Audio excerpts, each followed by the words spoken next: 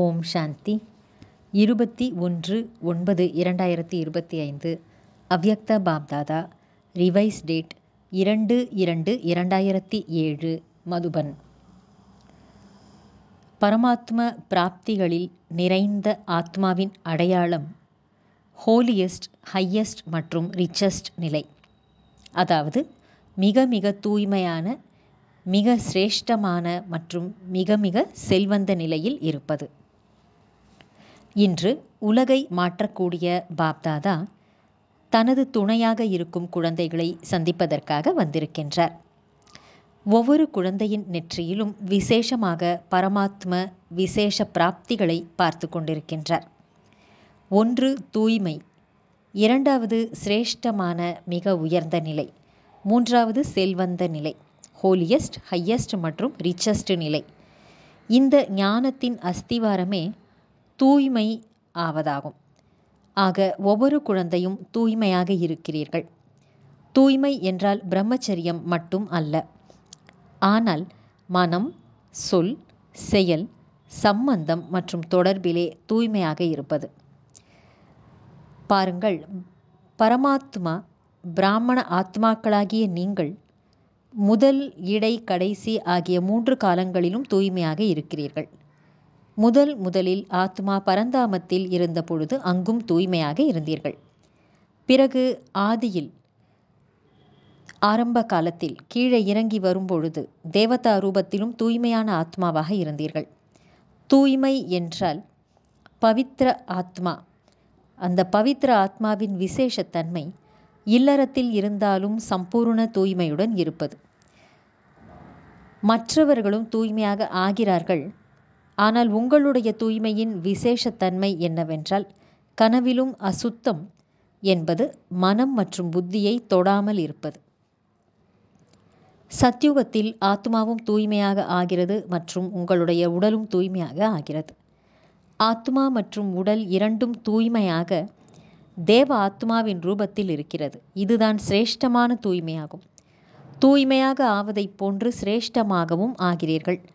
அனைவரையும் விட உயர்ந்ததிலும் உயர்ந்தவர்கள் பிராமண ஆத்மாக்கள் ஆவர்.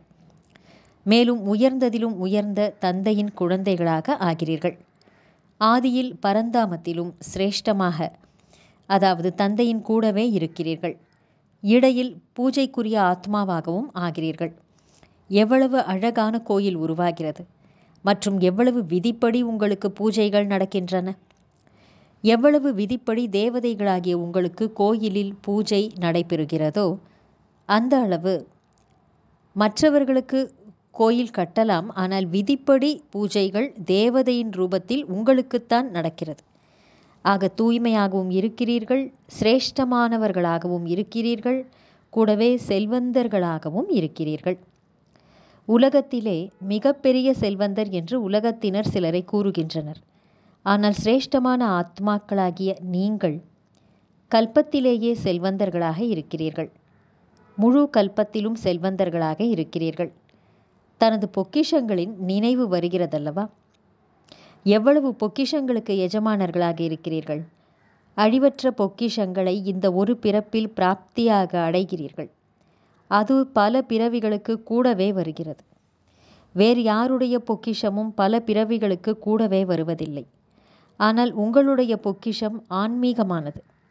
சக்திகள் என்ற பொக்கிஷம், ஞானத்தின் பொக்கிஷம், குணங்களின் பொக்கிஷம், சிரேஷ்டமான சங்கல்பத்தின் பொக்கிஷம் மற்றும் நிகழ்கால நேரத்தின் பொக்கிஷம் என்று அனைத்து பொக்கிஷங்களுக்கு ஜென்ம ஜென்மங்களுக்கு அவை உங்கள் கூடவே இருக்கின்றன. ஒரு பிறப்பில் அடைந்த பொக்கிஷங்கள் கூடவே வருகிறது. ஏனெனில் அனைத்து பொக்கிஷங்களையும் கொடுக்கும் வள்ளலான பரமாத்மா தந்தையின் மூலம் அவை பிராப்தியாக கிடைத்துள்ளன. எனவே என்னுடைய பொக்கிஷங்கள் அழிவற்றன என்று போதை இருக்கிறதா?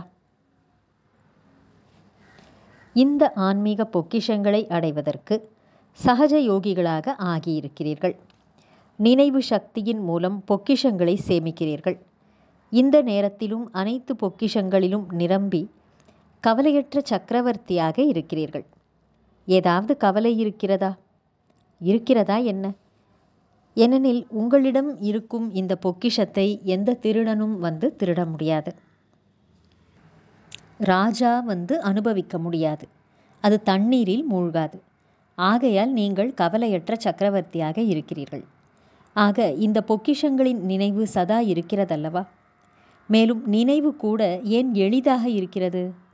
ஏனெனில் அனைத்திலும் நினைவிற்கு ஆதாரமாக இருப்பது ஒன்று சம்பந்தம், மற்றொன்று பிராப்தி. எந்த அளவிற்கு சம்பந்தத்தில் அன்பு இருக்குமோ அந்த அளவிற்கு நினைவு தானாகவே வருகிறது. ஏனெனில் சம்பந்தத்தில் அன்பு இருக்கிறது. மேலும் எங்கு அன்பு உள்ளதோ அந்த அன்பானவர்களை நினைப்பது கடினமாக இருக்காது, மறப்பதுதான் கடினமாக இருக்கும். ஆக தந்தை சர்வ சம்பந்தத்திலும் ஆதாரமாக ஆக்கிவிட்டார். அனைவரும் தன்னை சகஜ யோகி என்று அனுபவம் செய்கிறீர்களா, அல்லது கடின யோகியா, அல்லது சில நேரம் சகஜமாக சில நேரம் கடினமாக உள்ளதா? எப்போது தந்தையை சம்பந்தத்துடனும் அன்புடனும் நினைப்பீர்களோ அந்த நினைவு கடினமாக இருக்காது. மேலும் பிராப்திகளை நினைத்து பாருங்கள். அனைத்து பிராப்திகளை தரும் வள்ளல் அனைத்து பிராப்திகளையும் கொடுத்து விட்டார். ஆக அனைத்து பிராப்திகளிலும் நிறைந்த ஆத்மா நான் என்று அனுபவம் செய்கிறீர்களா? பொக்கிஷங்களை சேமிப்பதற்கான எளிமையான விதி என்ன என்று பாப்தாதா ஏற்கனவே கூறியிருக்கின்றார். என்னென்ன பொக்கிஷங்கள் இருக்கின்றதோ அந்த அனைத்து பொக்கிஷங்களையும் அடைவதற்கான விதி புள்ளி வைப்பது. அழியக்கூடிய பொக்கிஷங்களிலும் புள்ளி வைத்து கொண்டே சென்றால் எண்ணிக்கை அதிகரித்து கொண்டே செல்லும் அல்லவா? அழிவற்ற பொக்கிஷங்களை சேமிப்பதற்கான விதி புள்ளி வைப்பதாகும். 3 புள்ளிகள். 1 நான் ஆத்மா என்ற புள்ளி, 2வது தந்தையும் புள்ளி, 3வது நாடகத்தில் எது நடந்து முடிந்ததோ அதற்கும் முற்றுப்புள்ளி. ஆக புள்ளி வைக்க தெரியுமா? ஆத்மா புள்ளியாக இருக்கின்றேன், தந்தையும் புள்ளியாக இருக்கின்றார். இந்த நினைவு மூலம் தானாகவே பொக்கிஷங்கள் சேமிப்பாகி விடுகின்றன. ஒரு வினாடியில் புள்ளியை நினைவு செய்வதனால் எவ்வளவு குஷி கிடைக்கிறது! இந்த அனைத்து பொக்கிஷங்களும் உங்களது பிராமண வாழ்க்கையின் உரிமை ஆகும். ஏனெனில் தந்தையின் குழந்தையாவது என்றால் அதிகாரி ஆவதாகும். மேலும் விசேஷமாக 3 சம்பந்தத்தின் அதிகாரம் பிராப்தியாக கிடைக்கிறது. பரமாத்மாவை தந்தையாகவும் ஆக்கியிருக்கிறீர்கள், ஆசிரியராகவும் ஆக்கியிருக்கிறீர்கள், சத்குருவாகவும் ஆக்கியிருக்கிறீர்கள். இந்த 3 சம்பந்தங்களின் பாலனை மற்றும் படிப்பு வருமானத்திற்கு ஆதாரமாகும். சத்குருவின் மூலம் வரதானம் கிடைக்கிறது. எவ்வளவு எளிதாக வரதானம் கிடைக்கிறது! ஏனெனில் தந்தையிடமிருந்து வரதானம் அடைவது குழந்தைகளின் பிறப்புரிமையாகும். பாப்தாதா ஒவ்வொரு குழந்தையின் சேமிப்பு கணக்கை சோதிக்கின்றார். நீங்களும் தனது ஒவ்வொரு நேரத்தின் சேமிப்பு கணக்கை சோதித்து பாருங்கள். சேமிப்பு ஆனதா இல்லையா? அதற்கான விதி என்னவென்றால், எந்த காரியம் செய்தாலும் அந்த காரியத்தில் தானும் திருப்தி, யாருடன் சேர்ந்து செய்தீர்களோ அவர்களும் திருப்தி. இருவரும் திருப்தியாக இருக்கிறீர்கள் என்றால் புரிந்து கொள்ளுங்கள், கர்மத்தின் கணக்கு சேமிப்பாகி இருக்கிறது. ஒருவேளை சுயம் அல்லது யாருடைய சம்பந்தத்தில் வருகிறீர்களோ நீங்களும் திருப்தியாக இல்லை, அவரும் திருப்தியாக இல்லை என்றால் சேமிப்பு ஆகவில்லை. பாப்தாதா இப்போது நேரத்தை பற்றிய தகவலையும் கொடுத்து கொண்டிருக்கின்றார். நிகழ்கால சங்கம யுகத்தின் நேரம் முழு கல்பத்திலும் உயர்ந்ததிலும் உயர்ந்த நேரமாகும். ஏனெனில் இந்த சங்கமம்தான் சிரேஷ்டமான காரியங்கள் என்ற விதையை விதைக்கும் நேரம் ஆகும். அது கூடவே உடனடி பலன் அடையக்கூடிய நேரமாகும். இந்த சங்கம யுகத்தின் ஒவ்வொரு வினாடியும் உயர்ந்ததிலும் உயர்ந்ததாகும். அனைவரும் ஒரு வினாடியில் அசரீரி ஸ்திதியில் நிலைத்திருக்க முடியுமா? பாப்தாதா எளிமையான விதி கூறியிருக்கின்றார். நிரந்தரமான நினைவிற்கு ஒரு விதியை உருவாக்குங்கள். முழு நாளும் 2 வார்த்தைகளை நீங்கள் அனைவரும் பேசுகிறீர்கள், பலமுறை சொல்கிறீர்கள். எப்பொழுதெல்லாம் நான் என்ற வார்த்தையை கூறுவீர்களோ அப்பொழுது நான் ஆத்மா என்று நினைவு செய்யுங்கள். தனியாக நான் என்று யோசிக்காதீர்கள். நான் ஆத்மா என்பதை கூடவே யோசியுங்கள். ஏனெனில் நான் சிரேஷ்டமான ஆத்மா, பரமாத்மாவின் பாலனையில் இருக்கும் ஆத்மா என்பதை நீங்கள் அறிவீர்கள் அல்லவா? கூடவே எனது என்ற வார்த்தையை சொல்லும்போது என்னுடையவர் யார்? என்னுடைய பாபா, அதாவது தந்தை பரமாத்மா. எந்த அளவுக்கு தந்தையிடம் என்னுடையவர் என்று அவரை நினைப்பீர்களோ அந்த அளவுக்கு நினைவு எளிதாகிக் கொண்டே போகும். ஏனெனில் என்னுடையது என்பதை ஒருபோதும் மறக்க முடியாது. முழு நாளும் பாருங்கள், என்னுடையது என்பதுதான் நினைவுக்கு வருகிறது. ஆக இந்த விதியின் மூலம் நீங்கள் எளிதாக நிரந்தர யோகி ஆகிவிட முடியும். பாப்தாதா ஒவ்வொரு குழந்தைக்கும் ஸ்வமானம் என்ற இருக்கையிலே அமர வைத்திருக்கின்றார். ஸ்வமானத்தின் பட்டியலை நினைவில் கொண்டு வந்தால் மிகவும் நீளமானதாக உள்ளது. ஏனெனில் ஸ்வமானம் அல்லது சுய கௌரவத்தில் நிலைத்திருந்தால் தேக அபிமானம் வர முடியாது. ஒன்று தேக அபிமானம் இருக்க வேண்டும் அல்லது ஸ்வமானம் இருக்க வேண்டும். ஸ்வமானம் என்றால் சுயம், சுயம் என்றால் ஆத்மாவின் சிரேஷ்டமான நினைவுக்கான இடம். எந்த அளவிற்கு ஸ்வமானத்தில் நிலைத்திருப்பீர்களோ அந்த அளவுக்கு மற்றவர்களுக்கு மரியாதையை தானாகவே கொடுப்பீர்கள். ஆக ஸ்வமானத்தில் நிலைத்திருப்பது எவ்வளவு எளிதாக இருக்கிறது. அனைவரும் குஷியாக இருக்கிறீர்களா? ஏனெனில் குஷியாக இருப்பவர்கள் மற்றவர்களையும் குஷியாக ஆக்கிவிடுவார்கள். பாப்தாதா சதா கூறுகின்றார், முழு நாளும் ஒருபோதும் குஷியை இழந்து விடாதீர்கள். குஷியில்தான் ஆரோக்கியமும் இருக்கிறது, செல்வமும் இருக்கிறது, மகிழ்ச்சியும் இருக்கிறது. குஷி மகிழ்ச்சி இல்லையெனில் வாழ்க்கையில் சலிப்பு ஏற்பட்டு விடுகிறது. குஷி போன்ற பொக்கிஷம் எதுவும் இல்லை என்று சொல்லப்படுகிறது. எவ்வளவுதான் பொக்கிஷங்கள் இருக்கட்டும், ஆனால் குஷி இல்லையெனில் பொக்கிஷங்களையும் பிராப்தியாக அடைய முடியாது. குஷி போன்ற சத்தான உணவு எதுவும் இல்லை என்றும் கூறப்படுகிறது. ஆக குஷி என்பது செல்வமாகவும் இருக்கிறது. குஷி இருந்தால் ஆரோக்கியமும் இருக்கும். பெயரே குஷி எனில் மகிழ்ச்சி இருக்கவே செய்யும். ஆக குஷியில் மூன்றுமே இருக்கும். மேலும் தந்தை அழிவற்ற குஷியின் பொக்கிஷம் கொடுத்திருக்கின்றார். தந்தையின் பொக்கிஷத்தை இழந்துவிடக்கூடாது. ஆக சதா குஷியாக இருக்கிறீர்களா? பாப்தாதா வீட்டுப்பாடம் கொடுத்திருக்கின்றார். குஷியாக இருக்க வேண்டும், அனைவருக்கும் குஷியை பகிர்ந்தளிக்க வேண்டும். ஏனெனில் குஷி என்பது அப்படிப்பட்ட பொருள், அதை எவ்வளவு கொடுப்பீர்களோ அவ்வளவு அதிகரிக்கும். அனுபவம் செய்திருக்கிறீர்கள் தானே? யார் செய்திருக்கிறீர்களோ கையை உயர்த்துங்கள். குஷியாக இருக்க வேண்டும், காரணம் கூறாமல் நிவாரணம் செய்ய வேண்டும், சமாதான சொரூபமாக வேண்டும். இது நடந்துவிட்டது என்று இப்போது கூறமாட்டீர்கள் தானே? பாப்தாதாவுக்கு பல குழந்தைகள் தங்களுடைய ரிப்போர்ட்டை எழுதி அனுப்பியுள்ளனர். நான் எவ்வளவு சதவிகிதம் ஓகேயாக இருக்கின்றேன்? லட்சியம் வைக்கும்போது லட்சணம் தானாகவே வருகிறது. நல்லது. இரட்டை அயல்நாட்டு சகோதர சகோதரிகளுடன் பாப்தாதாவின் சந்திப்பு. அயல்நாட்டினர் தங்களுடைய ஒரிஜினல் அயல்நாட்டை மறந்திருக்க மாட்டீர்கள். ஒரிஜினலாக நிஜமாக நீங்கள் எந்த தேசத்தை சேர்ந்தவர்கள் என்பது நினைவில் உள்ளதுதானே? ஆகையால் அனைவரும் உங்களை டபுள் ஃபாரினர்ஸ், இரட்டை அயல்நாட்டினர் என்று கூறுகின்றனர். எனவே உங்களுக்கு தங்களுடைய இனிமையான வீடு ஒருபோதும் மறந்திருக்காது. ஆக இப்போது எங்கு இருக்கிறீர்கள்? பாப்தாதாவின் இதய சிம்மாசனதாரிகள் இல்லையா?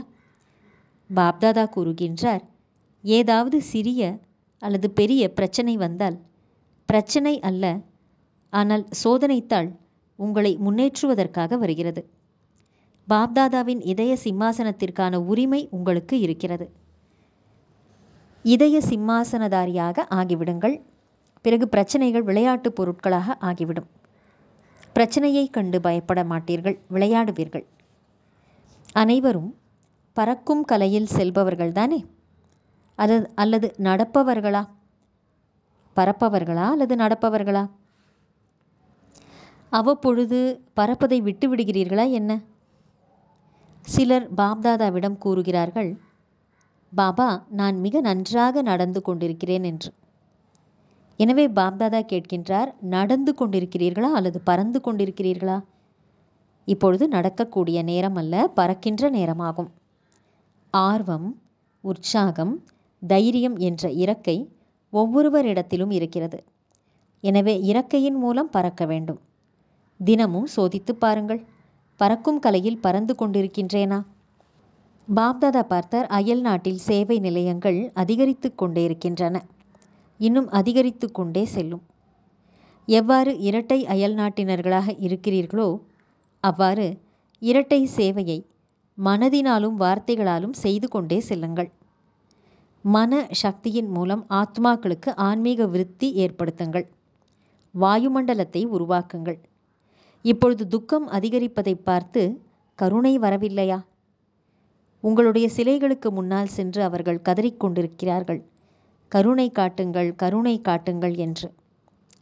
இப்பொழுது தயை, கருணை, இரக்கம் உடையவர்களாக ஆகுங்கள்.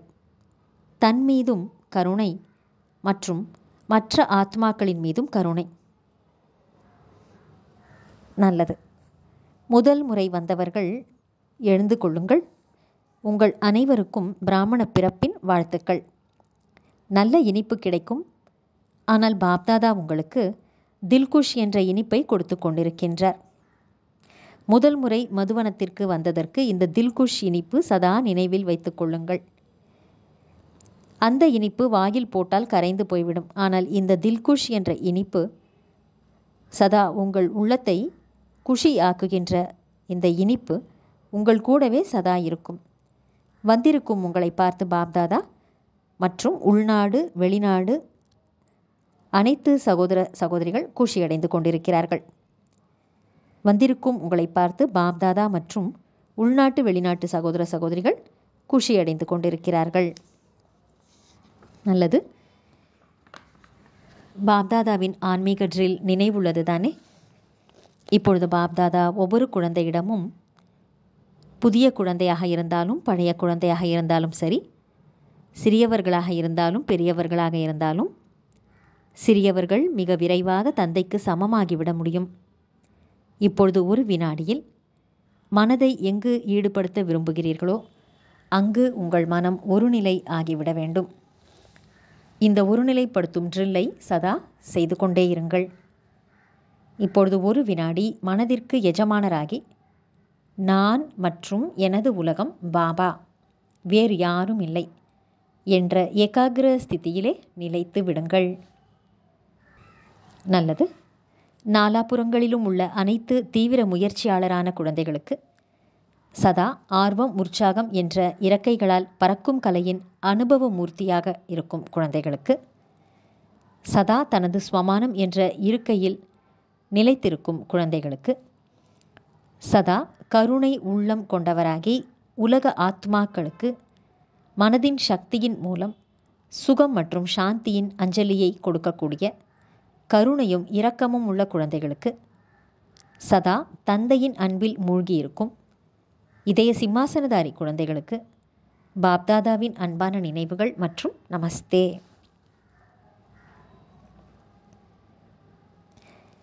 நல்லது. குஷியாக இருங்கள். அனைவருக்கும் குஷியை கொடுங்கள். ஏதாவது ஒரு விஷயம் பிடிக்கவில்லை என்றாலும் குஷியை இழந்து விடாதீர்கள். அந்த விஷயத்தை விட்டுவிடுங்கள். குஷியை விட்டு விடாதீர்கள். விஷயங்கள் அழிந்துவிடும். ஆனால் குஷி சதா உங்கள் கூடவே இருக்க வேண்டுமல்லவா? எது கூடவே இருக்க வேண்டுமோ அதை விட்டு விடுகிறீர்கள். எதை விட வேண்டுமோ அதை உங்கள் கூடவே வைத்திருக்கிறீர்கள். இவ்வாறு செய்யாதீர்கள். அமிர்த வேளையில் தினமும் முதலில் தனக்குத்தானே குஷி என்ற உணவை பரிமாறிக்கொள்ளுங்கள். நல்லது. வரதானம். இனிமையான அமைதி என்ற அன்பில் மூழ்கிய நிலையின் மூலம் பற்றற்ற சக்திசாலி சொரூபம் ஆகுக. விளக்கம். தேகம், தேகத்தின் சம்பந்தம், தேகத்தின் சமஸ்காரம், மனிதர் அல்லது பொருள், வாயுமண்டலம், அதிர்வலைகள் போன்ற அனைத்தும் இருந்தாலும் கூட அவை தன் பக்கம் உங்களை ஈர்க்கவே கூடாது. மனிதர்கள் கதறிக்கொண்டிருப்பார்கள். ஆனால் நீங்கள் உறுதியானவர்களாக இருங்கள். இயற்கை, மாயை அனைத்தும் கடைசி பங்குக்காக தன் பக்கம் எவ்வளவுதான் ஈர்க்கப்பட்டும், ஆனால் நீங்கள் விடுபட்டவர்களாக மற்றும் தந்தைக்கு அன்பானவர்களாக இருக்கும் நிலையில் மூழ்கியிருங்கள். இதைத்தான் பார்த்தும் பாராமல் இருத்தல், கேட்டும் கேளாமல் இருத்தல் என்று கூறப்படுகிறது. இதுவே இனிமையான அமைதி நிறைந்த சொரூபத்தின் அன்பில் மூழ்கிய நிலை ஆகும். இப்படிப்பட்ட ஸ்திதி உருவாகும் போதுதான் பற்றற்ற சக்தி சொரூபத்தின் வரதானி ஆத்மா என்று கூற முடியும். ஸ்லோகன்: தூய்மையான அன்னப்பறவை ஆகி அவகுணங்கள் என்ற கற்களை விட்டுவிட்டு நல்லவை என்ற முத்துக்களை தேர்ந்தெடுத்து கொண்டே செல்லுங்கள். அவ்யக்த சமிக்கை: இப்போது ஈடுபாடு என்ற அக்னியை மூட்டி யோகத்தை ஜுவாலா ரூபம் ஆக்குங்கள். எரிமலை ரூபம் ஆவதற்காக இப்போது வீடு திரும்ப வேண்டும் என்ற ஈடுபாடு சதா இருக்க வேண்டும். செல்ல வேண்டும் என்றால் விடுபட்டிருப்பதாகும். தனது நிராகாரமான வீட்டுக்கு செல்ல வேண்டும். ஆகையால் தனது வேஷத்தையும் அவ்வாறு உருவாக்கி கொள்ள வேண்டும். ஆக செல்ல வேண்டும் மற்றும் அனைவரையும் திரும்பி அழைத்து செல்ல வேண்டும்.